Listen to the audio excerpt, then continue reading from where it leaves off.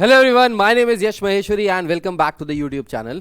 सो इस वीडियो में we will be covering section C वाला टॉपिक जो हम लोग लास्ट क्लास में कवर कर रहे थे, और इसी वीडियो में आपके लिए बहुत बड़ा सरप्राइज है। ये जो सरप्राइज है ये आने वाले हर वीडियो के बीच में, मेरे हर वीडियो के बीच में रहेगा, और इस सरप्राइज के थ्रू आप बहुत सारी चीजें जीत सकते हैं, आप बहुत सारी चीजों का फायदा उठा सकते हैं। सो आपको पूरा वीडियो देखना है, तभी आपको ये सरप्राइज पता चलेगा और आप इस सरप्राइज का यूज कर सकेंगे। अगर आपने पूरा वीडियो नहीं देखा तो बीच में मैं कहीं पे भी सरप्राइज को ओपन अप कर दूंगा और आपका वो सरप्राइज मिस हो जाएगा। बहुत ही लिमिटेड समय के लिए ये सरप्राइज रहेगा। क्या है ये सारी चीजें? So you have to watch the full video. So we are covering calculation, application of calculus in commerce and economics for ISC class 12 2023 syllabus के हिसाब से सारी चीजें। In the last video what we have discussed is, so in the last video we have discussed about what are the basic terms, the basic functions like cost function, then demand function, revenue function, profit function, what is break even point, how do we calculate these. फिर इसके हम लोग ने कुछ questions किए थे and these were the questions जो DIY थे, that is do it yourself. You had to do these questions and I hope so कि आप लोगों ने ये सारे क्वेश्चंस यहाँ पे कर लिए होंगे। पार्ट 1 आपका सबका कंप्लीट हो गया है। Let's come to the part 2। So second part में देखिए, इसके आंसर्स भी मैंने दिए हुए हैं, इनके आंसर्स आप यहां से मैच कर सकते हैं। ये शीट आप डाउनलोड कर सकते हैं हमारे महेश्वरी क्लासेस एप्लीकेशन के ऊपर से, फ्री कंटेंट में जाके। फ्री कंटेंट में जाएंगे, ये पूरी की पूरी आपको एप्लीकेशन ऑफ कैलकुलस की शीट मिल जाएगी, आप इसको डाउनलोड कर सकते हैं, आराम से इससे पढ़ सकते हैं। Let's move to the next topic now. Next topic क्या है भाई? नेक्स्ट टॉपिक है हमारा average and marginal function. What is average and marginal? So average का मतलब क्या होता है? सो समझिएगा, एवरेज से हम लोग क्या समझते हैं। सो एवरेज का मतलब हो गया है बेसिकली, सो एवरेज अगर कहीं पे भी आएगा तो एवरेज जैसे आया average cost.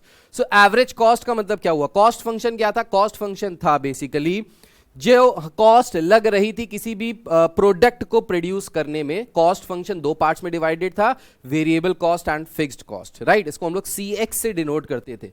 So let CX be the cost of producing and selling X units of product, then the average cost which is denoted by AC, average cost को AC से denote करते हैं। It is defined as average cost is nothing but the cost function divided by the number of units produced। so आ जाता है आपका average cost. तो total cost जितनी लग रही है सारे आइटम्स, X आइटम्स को प्रोड्यूस करने में, उसको अगर हम X से डिवाइड कर दें, we'll get the average cost. Thus the average cost represents the per unit cost. तो ये जो एवरेज कॉस्ट है ये क्या बताता है आपको? ये बताता है आपको पर यूनिट कॉस्ट। पर यूनिट कॉस्ट मतलब एक यूनिट को प्रोड्यूस करने में कितनी कॉस्ट लग रही है, that is known as the average cost. Then we have marginal cost. Marginal cost का मतलब क्या होता है भाई? सो अगर CX is the total cost of producing X units of a product, then the marginal cost MC, don't take it otherwise, the marginal cost MC is defined to be the rate of change of CX with respect to X। अब समझिएगा, कहीं पे भी आपके पास term आ जाए marginal, तो marginal का मतलब है basically D/dx। You have to differentiate. If you have marginal cost, you have to differentiate the cost function. If you have marginal revenue, you have to differentiate the revenue function. If you have marginal profit, you have to differentiate the profit function. So whenever you'll see this word marginal, you'll have to basically differentiate that with respect to X. So cost function, marginal cost MC, marginal cost MC is equals to D/dx of the cost function. तो cost function को जब हम differentiate करेंगे with respect to x, we'll get the marginal cost. ठीक है, आगे बढ़ते हैं नेक्स्ट पॉइंट पे। So marginal cost is interpreted as the approximate cost of one additional unit of output. So one additional unit of output की approximate cost मतलब आप अगर 100 आइटम प्रोड्यूस कर रहे हैं तो 101st आइटम की जो अप्रोक्सीमेट कॉस्ट होगी, that can be calculated using the marginal cost. तो for example, if the cost function is C is equals to 0.2x square plus 5। अब आपको यहां पे पता है X वाला टर्म जो होता है वो वेरिएबल कॉस्ट होता है, और जो फिक्स्ड वाला कॉस्ट होता है वो होता है फिक्स्ड कॉस्ट। ठीक है, so this cost function is made up of two parts, variable cost and fixed cost. Then the marginal cost MC will be equal to, आप इसको डिफरेंशिएट करेंगे तो जब हम इसको डिफरेंशिएट करेंगे तो 0.2 को रोका, एक्स स्क्वायर का डिफरेंशिएशन हो जाएगा 2x, कांस्टेंट का डिफरेंशिएशन होता है 0, सो यहां से आ जाएगा 0.4x. So this marginal cost MC is equals to 0.4x. Now the marginal cost when 5 units are produced is, अब अगर हमको मार्जिनल कॉस्ट निकालनी है जब 5 यूनिट्स प्रोड्यूस हो रही हैं, जब हम 5 प्रोडक्ट्स प्रोड्यूस कर रहे हैं, देन हम क्या करेंगे, x की जगह 5 रख देंगे. सो अगर हमने x की जगह 5 रखा तो 0.4 into 5 that is equals to 2. तो इसका मतलब क्या हुआ, इसका मतलब हुआ when production is increased from 5 units to 6 unit, मतलब जब हम 5 यूनिट से छठी यूनिट प्रोड्यूस करेंगे, 5th से 6th यूनिट प्रोड्यूस करेंगे, then the cost of additional unit, then the cost of the 6th unit, what is the additional unit, the 6th unit, then the cost of the additional unit is approximately ₹2. इसका मतलब हुआ कि जब हम 5 units produce कर रहे हैं तो 5 यूनिट्स प्रोड्यूस करने के बाद जो 6th यूनिट प्रोड्यूस करेंगे उसका approximate cost will be ₹2. However, the actual cost of producing one more unit after 5 units will be C6. लेकिन जो actual cost आएगी छठी यूनिट को प्रोड्यूस करने की, that can be calculated by C6 minus C5. मतलब cost function में x की जगह रख दे 6 माइनस कॉस्ट फंक्शन में x की जगह रख दे 5. भाई अगर कॉस्ट फंक्शन में हम x की जगह 6 रखेंगे तो 6 रखने पे हमको क्या मिलेगा, 6 रखने पे मिलेगा cost function, cost of producing 6 unit, 6 unit produce करने की कॉस्ट. ठीक है, अगर हम x की जगह 5 रखेंगे तो हमको क्या मिलेगा, x की जगह अगर हम 5 रखेंगे, at x is equal to 5 अगर हम रखेंगे तो हमको मिलेगा कॉस्ट ऑफ प्रोड्यूसिंग 5 यूनिट्स, और अगर हम x की जगह रखेंगे 6 तो हमको मिलेगा कॉस्ट ऑफ प्रोड्यूसिंग 6 यूनिट. तो कॉस्ट ऑफ प्रोड्यूसिंग 6 यूनिट में से कॉस्ट ऑफ प्रोड्यूसिंग 5 यूनिट्स अगर हम सब्ट्रैक्ट कर दें, C6 माइनस C5 कर दें, so which is equals to ₹2.2. So this is the exact cost of the 6th item. ये एग्जैक्ट कॉस्ट है 6th आइटम का. जो अप्रॉक्सीमेट कॉस्ट थी वो क्या थी, वो थी ₹2, जो हमने निकाला बाय मार्जिनल कॉस्ट. हमने कॉस्ट फंक्शन को डिफरेंशिएट किया और जो छठे यूनिट का जो कॉस्ट निकालना था अप्रॉक्सीमेट कॉस्ट, उसके लिए हमने x की जगह 5 रखा. तो जब 5 रखेंगे तो हमको नेक्स्ट वाले यूनिट का अप्रॉक्सीमेट कॉस्ट पता चलेगा विच इज ₹2. लेकिन अगर एग्जैक्ट कॉस्ट अगर आप देखो तो दैट इज ₹2.2. ठीक है, तो ये डिफरेंस समझ में आया. सो मार्जिनल कॉस्ट से हम एडिशनल यूनिट का अप्रॉक्सीमेट कॉस्ट फाइंड आउट कर सकते हैं, करते हैं. ठीक है, आगे देखिए. The cost function of a firm is given by Cx is equals to 2x square plus x minus 5. So this is the cost function. They are asking us to find the average cost, the marginal cost when x is equals to 4. Average cost निकालने की बात कर रहे हैं, marginal cost निकालने की बात कर रहे हैं. अब कभी भी आपके पास average function आ जाए, average cost, that means cost function को x से डिवाइड कर दो. एवरेज रेवेन्यू फंक्शन को x से डिवाइड कर दो. एवरेज प्रॉफिट फंक्शन को x से डिवाइड कर दो. सो बेसिकली आपको एवरेज आ जाएगा तो x से डिवाइड करना है, मार्जिनल आ जाएगा तो d/dx करना है. दैट्स इट, इतना आपको समझना है. So the average cost, so average cost निकालने के लिए हम क्या करेंगे, हम अपने कॉस्ट फंक्शन को x से डिवाइड कर देंगे. So dividing this by x we'll get 2x + 1 - 5 upon x. So this is the average cost. सो इसी को हम लोग लिख सकते हैं क्या, AC बोले तो average cost. So the average cost is nothing but cost function divided by x. जब x से डिवाइड करेंगे तो हमारे एक टर्म को x से डिवाइड करेंगे तो ये हो जाएगा 2x, ये हो जाएगा +1 और ये हो गया -5/x. This is the average cost function. Second part, the marginal cost MC. Marginal cost निकालने के लिए क्या करेंगे, so marginal cost is nothing but d/dx of the cost function Cx. तो Cx को अगर हम डिफरेंशिएट कर दें, if we differentiate this function, so 2x square का डिफरेंशिएशन हो जाएगा 4x + 1 और 5 जो कांस्टेंट है उसका डिफरेंशिएशन 0 होता है. डिफरेंशिएशन नहीं आता तो डिफरेंशिएशन वाला पार्ट आप जाके पढ़ लीजिए, डिफरेंशिएशन आ जाएगा. ठीक, सो दिस इज 4x + 1, राइट. हाँ, अब क्या कह रहा है, the marginal cost when x is equals to 4. So this is the marginal cost function. अब मार्जिनल कॉस्ट निकालना है हमको कब, जब x की वैल्यू 4 के बराबर है. तो बस कुछ नहीं करना है, x की जगह 4 रख देना है. सो 4 × 4 + 1 दैट इज इक्वल्स टू 17. सो 4 × 4 + 1 इज इक्वल्स टू 17. ठीक, और यहीं पे आता है हमारा आज का सरप्राइज। क्या है हमारा आज का सरप्राइज? सो ये जो सरप्राइज है ये सिर्फ 2 घंटे के लिए ही वैलिड है। जैसे ही ये वीडियो पब्लिक हो जाएगा, ऑन एयर हो जाएगा, 2 घंटे के लिए आप लोगों को सारे ही जितने भी हमारे कोर्सेज हैं उन सारे कोर्सेज पे आपको 2 घंटे के लिए 40% डिस्काउंट मिल जाएगा। आई रिपीट इट अगेन, जैसे ही ये वीडियो एयर होगा, इस वीडियो को एयर होने से 2 घंटे के अंदर अंदर आप अगर कोई भी कोर्सेज हमारे माहेश्वरी क्लासेस एप्लीकेशन पे परचेज करना चाहते हैं तो आपको 40% का डिस्काउंट मिलेगा on all the courses. You have to use the code, जो आपको कोड यूज करना है वो यूज करना है SPL40।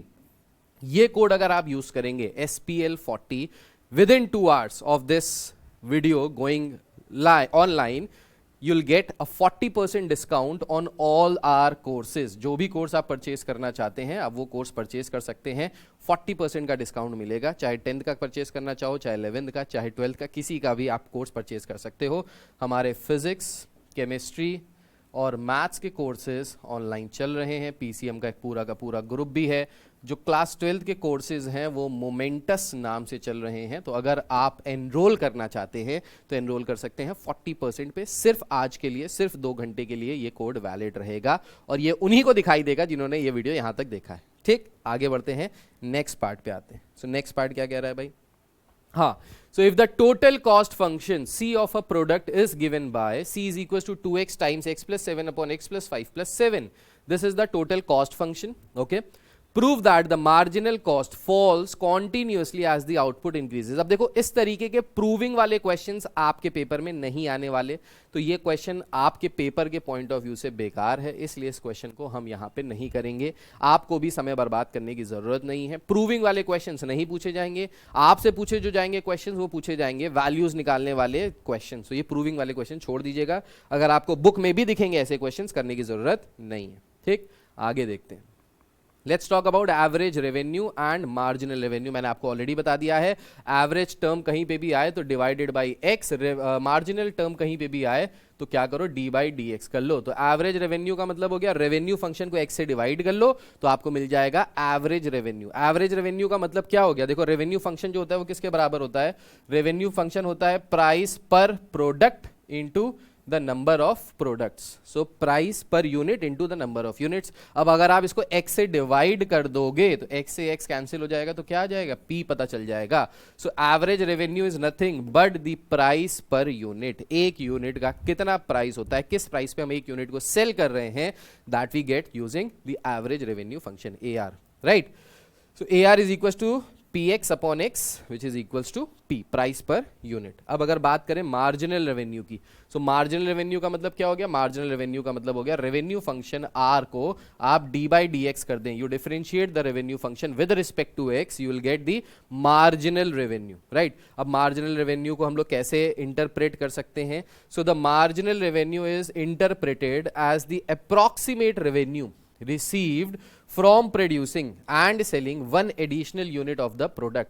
so जैसे मार्जिनल कॉस्ट के बारे में आपको बताया कि एक एडिशनल यूनिट को प्रोड्यूस करने में जो अप्रॉक्सीमेट कॉस्ट लगती है that is marginal cost. Similarly marginal revenue का मतलब है एक एडिशनल यूनिट को बेचने में जितना अप्रॉक्सीमेट रेवेन्यू हमको रिसीव होगा that is known as the marginal revenue. उसको हम लोग क्या कहेंगे? मार्जिनल रेवेन्यू कहेंगे। तो मार्जिनल रेवेन्यू का मतलब क्या हो गया? मार्जिनल रेवेन्यू का मतलब हो गया जिस एक एक्स्ट्रा प्रोडक्ट को, एक एडिशनल प्रोडक्ट को प्रोड्यूस कर, एक एडिशनल प्रोडक्ट को बेचने में जितना रेवेन्यू हम लोग रिसीव करेंगे उसका approximate value is known as the marginal revenue. उसको हम लोग क्या कहते हैं? Marginal revenue. Let's come to the question now. The total revenue received from the sales of x units of a product is given by Rx is equals to this. So this is the revenue function. They are asking us to find the average revenue AR, the marginal revenue at x is equals to 50, the actual revenue from selling 51st item। चलिए निकालते हैं average revenue निकालने के लिए क्या करेंगे? Revenue function को divide the revenue function by x। तो रेवेन्यू फंक्शन को अगर x से डिवाइड कर देंगे तो आ जाएगा 12 plus 2x plus 6 upon x। तो ये आ गया हमारा क्या? ये आ गया हमारा एवरेज रेवेन्यू। रेवेन्यू फंक्शन को x से डिवाइड कर दिया। चलिए सेकंड पार्ट पे आते हैं, marginal revenue. So M R marginal revenue का मतलब हो गया D by D x of R x, the revenue function. तो रेवेन्यू फंक्शन को अगर डिफरेंशिएट करेंगे तो यहाँ पे 12x का डिफरेंशिएशन हो जाएगा 12 प्लस 4x और कांस्टेंट का डिफरेंशिएशन 0। सो ये आ गया marginal revenue. Second part. Third part में क्या कह रहा है?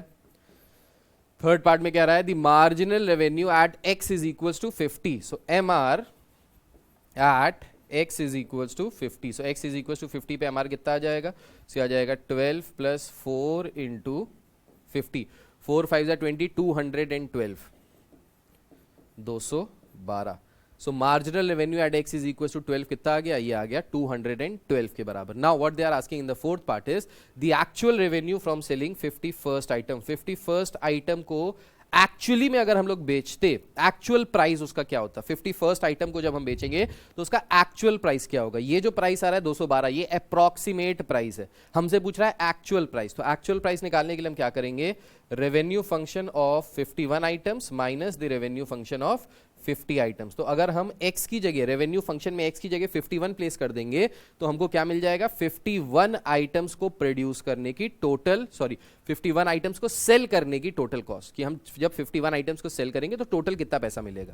सिमिलरली जब हम x इज इक्वल टू 50 रख देंगे यहाँ पे तो हमको पैसा मिलेगा, वो चीज मिलेगी कि हम 50 आइटम्स को जब सेल करेंगे तो कितना पैसा मिलेगा। अब 51 आइटम्स को सेल करने पे जो पैसा मिल रहा है माइनस 50 आइटम्स पे जो सेल करने पे पैसा मिल रहा है, तो we'll get the actual value of the 51st item. तो इसको रख लेते हैं यहाँ पे। सो इसके लिए क्या करना पड़ेगा भाई? x की जगह 51 रखना पड़ेगा पहले। सो ये हो जाएगा 12 इंटू 51 प्लस 2 इंटू 51 का square plus 6 minus 12 into 50 plus 2 into 50 का स्क्वायर प्लस 6। तो इन दोनों को जब हम आपस में सब्ट्रैक्ट करेंगे तो हमको हमारी रियल वैल्यू पता चल जाएगी। अब इसको सब्ट्रैक्ट करके आप देख सकते हैं यहाँ पे क्या आएगा। सो कैलकुलेशन कर लेते हैं भाई जल्दी से कैलकुलेशन क्या आ रही है देख लेते हैं। सो 51 इंटू 12 करेंगे तो ये आ जाएगा 612। इसको मैं यहाँ करके दिखाता हूँ। 612 प्लस 51 का स्क्वायर, 51 इंटू 51 इंटू 2 से मल्टीप्लाई कर लेंगे, 5202 प्लस 6 माइनस, अब इसको मल्टीप्लाई कर लेते हैं। सो 12 इंटू 50 करेंगे तो आ जाएगा 600 प्लस 50 का स्क्वायर 2500 का डबल 5000 प्लस 6। अब इनको ऐड कर लेते हैं जल्दी से। 612 plus 5202 plus 6 that is equal to 5820 minus, इसको अगर करेंगे तो यह आ जाएगा 5606, 5606। अब इन दोनों को सब्ट्रैक्ट कर दें, माइनस 5606 तो ये आ जाएगा 214। So that means the actual cost of selling the 51st item is 214। Approximate cost कितनी आई भाई? अप्रॉक्सीमेट कॉस्ट जो आई वो आई 212। अब आपको लगेगा कि सर जब हम एक्चुअल कॉस्ट निकाल सकते हैं तो हम अप्रॉक्सीमेट कॉस्ट निकाल क्यों रहे हैं? हो सकता है आपके मन में ऐसा सवाल आए, और अगर ऐसा सवाल आता है तो ये लाजमी है, ठीक है। तो इस सवाल का आंसर क्या है? इस सवाल का आंसर ये है कि भाई देखिए, जब आप एक्चुअल कॉस्ट निकाल रहे हैं तो उसका प्रोसेस थोड़ा सा लेंदी हो जा रहा है, जो कैलकुलेशन है वो लंबी हो जा रही है। वेयर एज जब हम मार्जिनल कॉस्ट का यूज करके ये चीज निकाल रहे हैं तो वही चीज हमको शॉर्ट फॉर्म में जल्दी से पता चल जा रही है।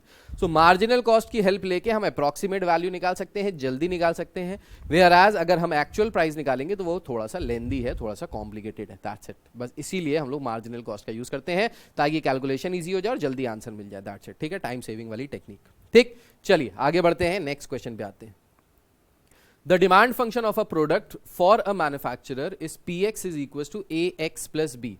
सो जो डिमांड फंक्शन है, सो देखो डिमांड फंक्शन का मतलब क्या है, यहाँ पे x number of units produce हो रही हैं और p is the price per unit. तो जो प्राइस है वो किस पे डिपेंड कर रहा है? वो डिपेंड कर रहा है ऑन द यूनिट्स डिमांडेड, जितनी यूनिट की डिमांड आ रही है, right. So basically px is equal to ax plus B is the demand function, जो प्राइस डिपेंड कर रही है ऑन द यूनिट्स डिमांडेड।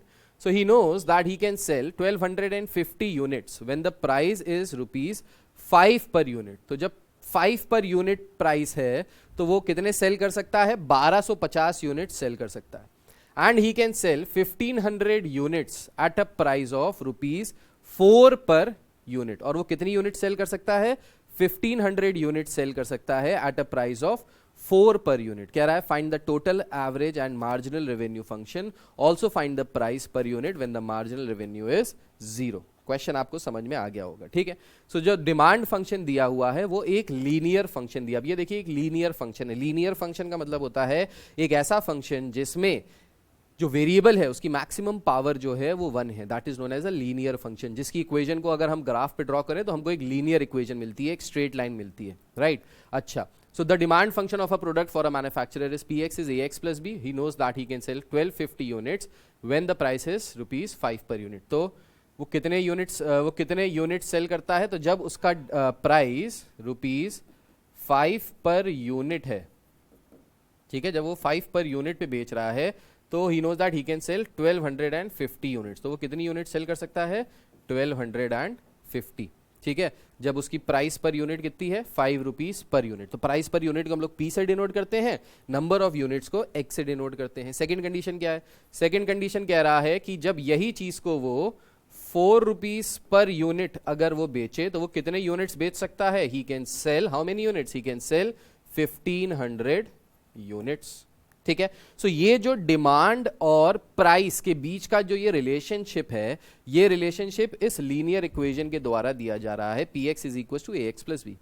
और इसके हम लोग को x की वैल्यू दे दी गई है, p की वैल्यू दे दी गई है। What we have to do is basically we have to solve we have to find the values of a and b। a और b की वैल्यू निकालनी, तो a और b की वैल्यू निकालने के लिए क्या करेंगे? पहली वाली जो सिचुएशन दी है उस सिचुएशन को हम अपनी इक्वेशन में अप्लाई करेंगे। तो अगर इसको अप्लाई करें सो p की वैल्यू हो गई 5 इज इक्वल्स टू कितने यूनिट सेल कर सकता है? 1250। So a into 1250 plus B, this is equation 1। Second equation जो इसके हिसाब से बनेगी सेकेंड कंडीशन के हिसाब से, वो क्या है? वो है 4 यूनिट्स जब वो सेल कर रहा है किसके हिसाब से? 1500 ए प्लस बी। ये हो गई हमारी सेकेंड इक्वेशन। अब दो इक्वेशंस हैं, दो अननोन हैं, इन दोनों इक्वेशंस को हम लोग साइमल्टेनियसली सॉल्व कर लेंगे in order to find the value of A and B. A और बी की वैल्यू हमको पता चल जाएगी। तो ए और बी की वैल्यू निकालने के लिए क्या करो? इन दोनों को सब्ट्रैक्ट कर देते हैं।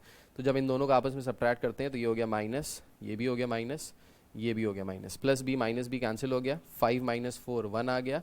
यहाँ से 1250 में से 1500 अगर माइनस करेंगे तो कितना आ जाएगा? 50 करेंगे 1300 यानी 250 माइनस 250 तो ए की वैल्यू आ गई -1/250। सो the value of A is -1/250। अब ए की वैल्यू आ गई, हम बी की वैल्यू निकाल सकते हैं। कैसे निकाल सकते हैं?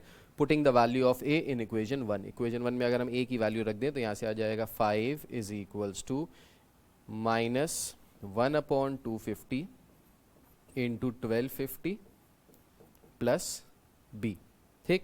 अब यहाँ से अगर हम कैंसिल करें तो 0 से 0 कैंसिल किया, 25 1 टाइम्स इज 25, 25 5 टाइम्स इज 125, तो -5 हो गया, ठीक। -5 को हम इधर भेजेंगे तो b की वैल्यू हो गई 5 + 5 that is equals to 10। So the value of b is equals to 10, the value of a is -1/250। सो हमने इन दोनों इक्वेशंस को सॉल्व करके a और b की एग्जैक्ट वैल्यू निकाल ली। अब हमसे पूछ क्या रहा है? कह रहा है find the total average and marginal revenue. Total average और मार्जिनल रेवेन्यू फाइंड करने के लिए हमसे कह रहा है, ठीक है। सो डिमांड फंक्शन हमको दिया हुआ है। अब रेवेन्यू फंक्शन किसके बराबर होता है? देखिए तो revenue function R x is equal to nothing but P into x, the price per unit into the units sold. Price per units और जितनी यूनिट्स सेल की उसको अगर मल्टीप्लाई कर दे we'll get the revenue function. तो टोटल रेवेन्यू फंक्शन हमको कैसे मिलेगा भाई यहाँ से? सो टोटल रेवेन्यू फंक्शन अगर हमको निकालना है, मैं दूसरे कलर से दिखाता हूँ। So revenue function, total revenue function will be equal to P into X. अब पी किसके बराबर है? सो पी बराबर है, जो हमारा फंक्शन आया फाइनली, पी किसके बराबर है? देखिए सो यहाँ से फंक्शन आएगा P x is equal to A की वैल्यू कितनी आ गई? -1/250। सो -x/250 प्लस b की वैल्यू कितनी आ गई? b की वैल्यू आ गई 10। सो ये आ गया हमारा प्राइस फंक्शन, ये आ गया p की वैल्यू आ गई। अब इस p की वैल्यू को x से मल्टीप्लाई कर लेंगे, we'll get the revenue function. तो x से अगर मल्टीप्लाई करेंगे तो आ जाएगा -x²/250 प्लस 10x। ये आ गया क्या हमारा? ये आ गया टोटल रेवेन्यू फंक्शन। सो कह रहा है find the total average and marginal revenue function. तो टोटल फंक्शन आ गया -x² / 250 + 10x। अच्छा, अगर एवरेज रेवेन्यू निकालेंगे AR, सो एवरेज रेवेन्यू किसके बराबर होता है? एवरेज रेवेन्यू P के बराबर ही होता है, P के बराबर, ठीक है, किसके बराबर होता है? P के बराबर। x लिख के कंफ्यूज नहीं करता हूं, P के बराबर होता है। P की वैल्यू हम लोग ऑलरेडी निकाल चुके हैं, तो ये आ गया average revenue. So average revenue किसके बराबर आ जाएगा? ये बराबर आ जाएगा -x/250 + 10। This is your average revenue. तो ये आ गया एवरेज रेवेन्यू। इसके बाद क्या रहा है? मार्जिनल रेवेन्यू निकालो। सो मार्जिनल रेवेन्यू निकालने के लिए रेवेन्यू फंक्शन को, मार्जिनल रेवेन्यू निकालने के लिए we'll differentiate the revenue function. Revenue function को डिफरेंशिएट कर देंगे, मार्जिनल रेवेन्यू आ जाएगा। सो -x² / 250 को अगर डिफरेंशिएट करेंगे तो क्या आ जाएगा? -1/250, 2 आगे आ जाएगा, 2x हो जाएगा। सो 2 से कट जाएगा 125। सो -x/125 + 10। तो ये आ जाएगा हमारा क्या? ये आ जाएगा हमारा मार्जिनल रेवेन्यू। सो मार्जिनल रेवेन्यू के लिए क्या किया हमने? अपने रेवेन्यू फंक्शन को डिफरेंशिएट कर दिया with respect to x, we got the marginal revenue. Marginal revenue मिल गया। Total average marginal revenue function मिल गया। Also find the price per unit when the marginal revenue is 0। हमको निकालना है प्राइस पर यूनिट जब मार्जिनल रेवेन्यू किसके बराबर है? 0 के बराबर है। तो प्राइस पर यूनिट निकालना है जब मार्जिनल रेवेन्यू 0 के बराबर है, ठीक है। तो प्राइस पर यूनिट निकाल लेते हैं जब मार्जिनल रेवेन्यू 0 के बराबर है। तो मार्जिनल रेवेन्यू को हम लोग अगर 0 से इक्वेट कर दें यहाँ पे, तो मार्जिनल रेवेन्यू को अगर 0 से इक्वेट करेंगे यहाँ पे, तो क्या आ जाएगा? ये आ जाएगा 0 = -x/125 + 10, ठीक है। सो यहाँ से अगर हम लोगों ने x की वैल्यू निकालनी है तो x की वैल्यू क्या हो जाएगी? सो x की वैल्यू हो जाएगी यहाँ से, इस 10 को इधर भेज दो, -10 = -x/125, माइनस कैंसिल हो गया। सो यहाँ से आ जाएगा x = 1250। अब जब x आ गया 1250 के बराबर, तो हम क्या करेंगे? इस 1250 को रख देते हैं p वाली इक्वेशन में, ये p वाली इक्वेशन में, सो दैट हमको मिल जाए p की वैल्यू। किसकी वैल्यू मिल जाए?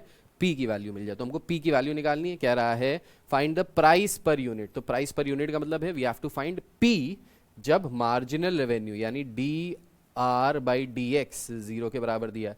तो हमने क्या किया? मार्जिनल रेवेन्यू वाले फंक्शन में mr मार्जिनल रेवेन्यू को 0 रखा। एज अ रिजल्ट हमको x की वैल्यू मिली। ये जो x की वैल्यू मिली, इस x की वैल्यू को हम वापस रखेंगे अपने p वाले फंक्शन में। तो अगर यहाँ p वाले फंक्शन में रख दें इस x को वापस, तो x की वैल्यू कितनी आ गई? x की वैल्यू आ गई 1250। तो ये आ गया -1250 / 250 + 10। अब इसको कैंसिल कर देते हैं, 0 से 0 गया, 25 5 टाइम्स गया, -5 + 10 दैट इज इक्वल टू 5। तो यहाँ पे प्राइस पर यूनिट क्या आ जाएगा? प्राइस पर यूनिट आ गया 5 के बराबर जब मार्जिनल रेवेन्यू 0 के बराबर है, राइट। सो इस तरीके से हमने इस पूरे क्वेश्चन को बेहतरीन तरीके से, मजेदारी के तरीके से निकाल लिया। Now you can pause the video and you can note it down, और इस क्वेश्चन को आप अच्छे से समझ सकते हैं। अगर आपको नहीं समझ में आया तो एक बार फिर से रिवाइंड करके समझ सकते हैं। बहुत आसान है, बस जैसे जैसे बता रहा हूँ वैसे वैसे करते जाओ, आंसर आता जाएगा, ठीक है। चलिए आगे बढ़ते हैं, नेक्स्ट क्वेश्चन पे आते हैं। नेक्स्ट क्वेश्चन में कह रहा है the demand function of a monopolistic is given by p = 1500 - 2x - x²। Monopolistic का मतलब क्या होता है? मोनोपोलिस्टिक का मतलब होता है एक ही की मोनोपोली। एक ही की मोनोपोली मतलब है कि मार्केट के जो रेट्स हैं वो गवर्न कर रहा है एक कोई पर्टिकुलर आदमी या एक कोई पर्टिकुलर कंपनी या एक कोई पर्टिकुलर प्रोडक्ट। जैसे एरोप्लेन की बात करें तो पहले मैन्युफैक्चरिंग ऑफ एरोप्लेन्स में सिर्फ एक ही कंपनी थी जो एरोप्लेन्स बनाती थी, दैट वाज बोइंग। अभी तो एक और कंपनी आ गई है, पहले सिर्फ बोइंग बनाती थी। तो बोइंग का क्या था कि बोइंग क्योंकि एकमात्र कंपनी थी जो एरोप्लेन्स मैन्युफैक्चर करती थी, तो वो जितने में चाहती उतने में सामान अपना बेचती थी। अगर मान लो पूरी दुनिया में सारे मैन्युफैक्चरर खत्म हो जाए कपड़ों के, और कपड़ों की सिर्फ एक कोई कंपनी आ जाए जो कपड़े बना के बेच रही है, तो वो जितने पैसे पे चाहेगी उतने पैसे पे बेचेगी। वो चाहेगी कि हम एक कपड़ा 1 लाख का बेचे तो 1 लाख का बेचेगी, और लोगों को खरीदना पड़ेगा। That is known as a monopolistic market, उसको कहते हैं मोनोपोलिस्टिक मार्केट। तो मोनोपोलिस्टिक का मतलब हो गया यहाँ पे ये जो प्राइस है, ये जो डिमांड फंक्शन है, that is governed bye a company जो अकेले अपना सामान बेच रही है और उसके कॉम्पिटिशन में कोई भी नहीं है। यहाँ पे कॉम्पिटिशन 0 है, राइट। हाँ, कह रहा है the demand function of a monopolistic is given by p = ये दिया हुआ है डिमांड फंक्शन, p है प्राइस पर यूनिट और x है number of units demanded. Find the revenue function, the marginal revenue function, the MR when x = 0। ठीक है, बहुत बढ़िया। सबसे पहले हम लोग निकालते हैं द रेवेन्यू फंक्शन। तो रेवेन्यू फंक्शन किसके बराबर होता है? रेवेन्यू फंक्शन होता है price per unit multiplied by the number of units. इसको ब्रैकेट हटा देते हैं, price per unit multiplied by the number of units. तो प्राइस पर यूनिट दी हुई है, ये इसको x से अगर मल्टीप्लाई कर दे तो p इंटू एक्स किसके बराबर आ जाएगा, ये आ जाएगा 1500x minus 2x square minus x cube. तो ये आ गया हमारा total revenue function. This is the total revenue function. Second part पे आ जाते हैं। सेकंड पार्ट पे कह रहा है the marginal revenue. So marginal revenue is nothing but D by D x of the revenue function. Revenue function को differentiate कर देंगे तो यहाँ से आ जाएगा 1500 minus 4x minus 3x square. तो ये आ गया हमारा मार्जिनल रेवेन्यू। थर्ड पार्ट पे कह रहा है MR when x is equals to 2. Very good. So MR when x is equals to 20. तो x is equals to 20 पे MR निकाल सकते हैं, जहाँ जहाँ x आ रहा है वहाँ 20 रख दो, that's it.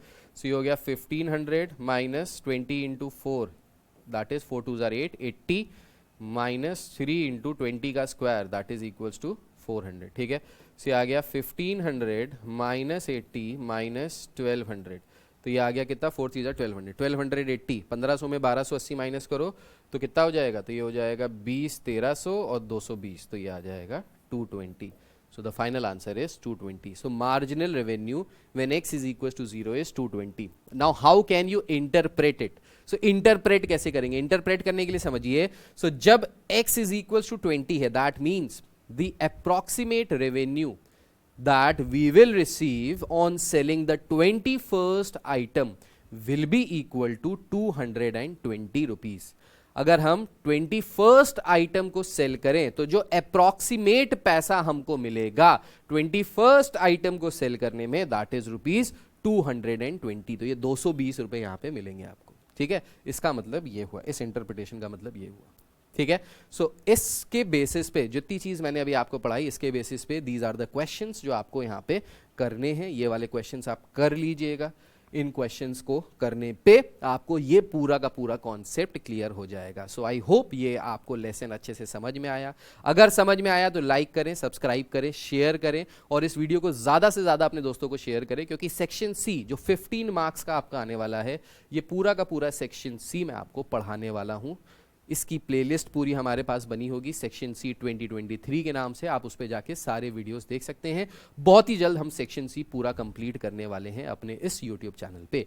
तो आप अपने दोस्तों को भी शेयर कीजिए ताकि उनकी भी मदद हो जाए और बूस्ट मिलेगा तो मुझे भी अच्छा लगेगा, मुझे भी मोटिवेशन मिलेगा. मैं और सारे वीडियोज़ आपके लिए लेके आऊँगा. सो आज के लिए इतना ही रखते हैं. Take care, God bless you all, bye bye and Jai Hind.